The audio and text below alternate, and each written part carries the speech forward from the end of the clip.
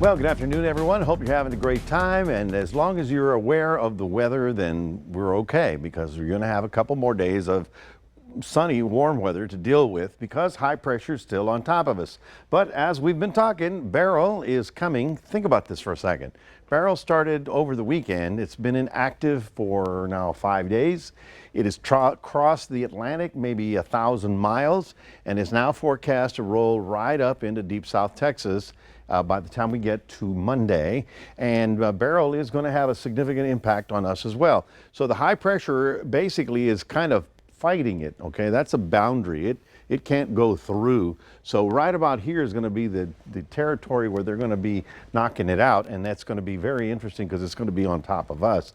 So here's the storm. It's a few hundred miles off the coast of the Yucatan. There are the coordinates. Let me get the coordinates for you.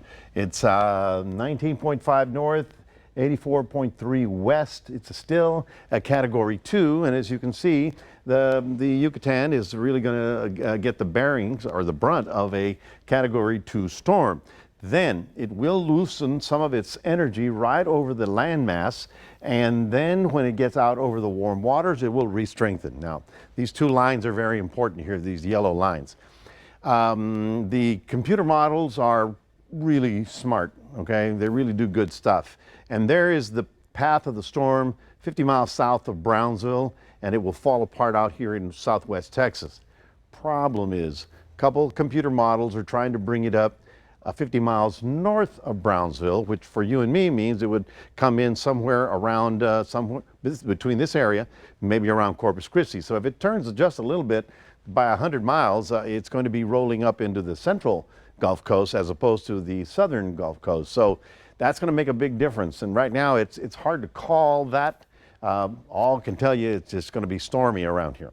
All right, so let's just get ready for it, because as you can see, all the models are in really good agreement all the way till about right here. And that's Sunday night.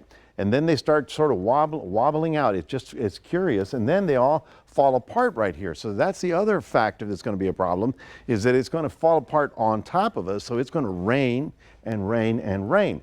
Now, in the meantime, marine conditions are going to start getting bad on Saturday night and into Sunday, and it's going to be rough out there.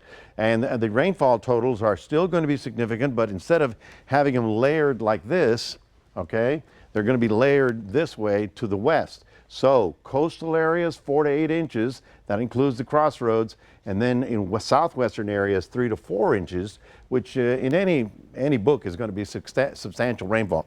It is going to be rather blustery here. We could see 40 to 50 mile an hour winds as well. Now, it's not a hurricane for us. It's a tropical storm, but that still means we're going to have some problems. Okay, there you see it, and then it stops right there on Tuesday, Wednesday, and then rains itself out, which is a big question mark for us. And so you just got to be ready for everything, especially beginning on Sunday night.